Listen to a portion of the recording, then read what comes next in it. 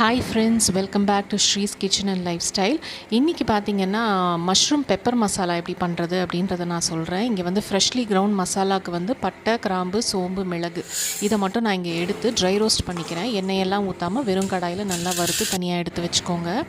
இப்போ ஒரு மிக்ஸி ஜாரில் நான் சின்ன வெங்காயம் எடுத்துருக்கிறேன். அதை கோர்ஸாக கிரைண்ட் பண்ணி எண்ணெய் ஊற்றிட்டு சின்ன வெங்காயம், கருவேப்பிலையை போட்டு நல்லா வதக்கி எடுத்துக்கிறேன்.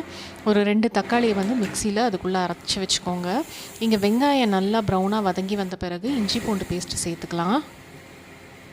இப்போ அரைச்சி வச்சுருக்க தக்காளி இதையும் நல்லா சேர்த்து வதக்கி விட்டுக்கோங்க.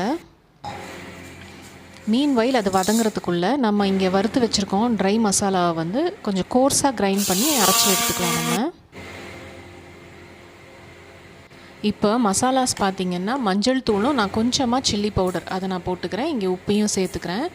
நம்ம ஏற்கனவே வந்து மிளகு வந்து அதில் சேர்த்துருக்கோம். ஸோ அதுக்கு ஏற்ற மாதிரி நீங்கள் காரம் சேர்த்துக்கோங்க. இப்போ தண்ணி ஊற்றி நல்லா கொதிக்க விடுங்க. அதில் இருக்க பச்சை வாசனையெல்லாம் போன பிறகு நம்ம க்ளீன் பண்ணி கட் பண்ணி வச்சுருக்க மஷ்ரூமை சேர்த்துக்கலாம்.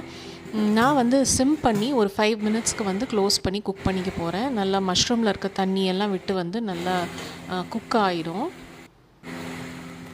இப்போ இது நல்லா கொதித்து வரட்டும், அந்த தண்ணி கொஞ்சம் சுண்டி வரட்டும், அது வரைக்கும் நம்ம வெயிட் பண்ணலாம். இந்த சமயத்தில் நீங்கள் உப்பு காரமெல்லாம் செக் பண்ணிக்கோங்க. காரம் கொஞ்சம் கம்மியாக இருக்கணும். இப்போ நம்ம அரைச்சி வச்சுருக்க அந்த ஃப்ரெஷ்ஷாக கிரவுண்ட், அதாவது மசாலா வறுத்து அரைச்சி வச்சுருக்க அந்த பொடியை நம்ம தூவிக்கலாம். இப்போ நல்லா மிக்ஸ் பண்ணி விட்டுக்கோங்க. லாஸ்ட்டாக இதுக்கு கார்னிஷ்க்கு பார்த்திங்கன்னா கறி லீவ்ஸ் சேர்த்துக்கோங்க. இந்த டிஷ்ஷுக்கு பொறுத்த வரைக்கும் கறி லீவ்ஸோட அந்த கார்னிஷ் அந்த ஃப்ளேவர் வந்து ரொம்ப சூப்பராக இருக்கும். ஸோ இதே மாதிரி நீங்களும் மஷ்ரூம் மசாலா வந்து ட்ரை பண்ணி பாருங்கள். இது ரொம்ப சிம்பிள் ரெசிபி தான். அந்த மசாலா மட்டும்தான் அதில் ஹைலைட்டு. கண்டிப்பாக ட்ரை பண்ணி பார்த்துட்டு எப்படி இருக்குன்னு சொல்லுங்கள். நம்ம அடுத்த வீடியோவில் மீட் பண்ணலாம். Take care and by.